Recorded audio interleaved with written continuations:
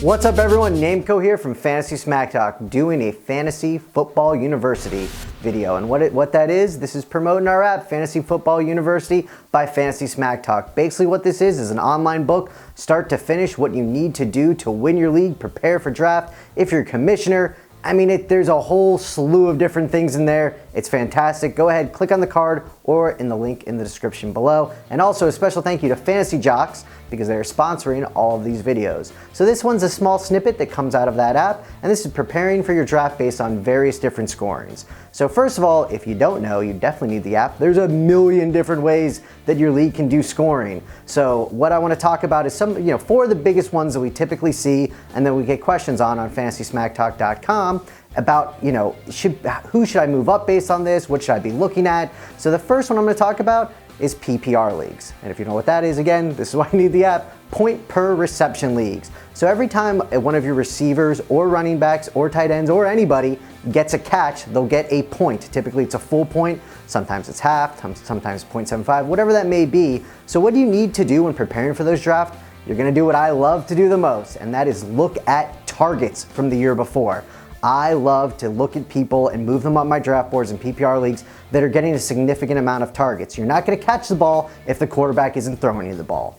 All right, next is distance scoring. So conversely to PPR leagues, distance scoring, if you get a long touchdown pass over 40 yards or your running back has a very long run, you will sometimes get bonus points for that, or you will get bonus points for that in distance scoring leagues. So it's not necessarily how many targets, it's their average. What I'm looking at when I'm preparing for draft is their average per catch or average per run, things like that. Who has the breakaway speeds in the running backs? Who are those receivers that normally catch the long balls? Even if they catch 3 a game, if 2 of them are for 40 yards, then you're gonna be doing a lot better.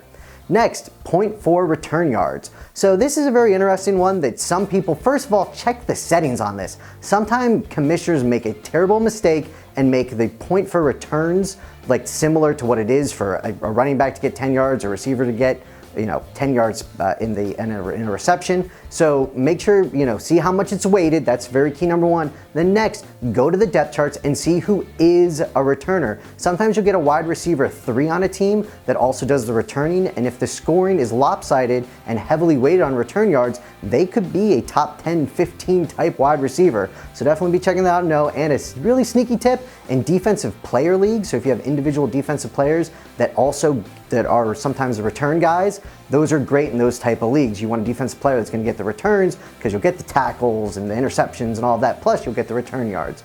And last, and this one's very common, you really need to look at points for passing touchdowns. This makes a gigantic difference on where you're going to be drafting quarterbacks. So if you're in a 4-point, which is fairly standard passing quarterback league, those running quarterbacks are going to get rushing touchdowns, and when they get 6 for a rush, you bump them up a little bit because the legs really help them.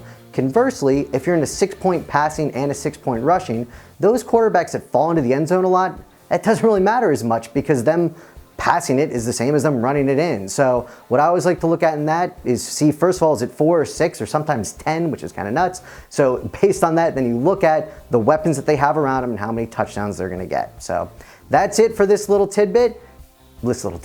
video. And special thanks again to fantasyjocks.com. Get a belt, get a championship trophy, get loser prizes. Go into fantasyjocks.com. It's absolutely fantastic website. Thank you for sponsoring, but I do love the website personally. Check out all of our other videos. Please click subscribe, like, and you can even leave a comment.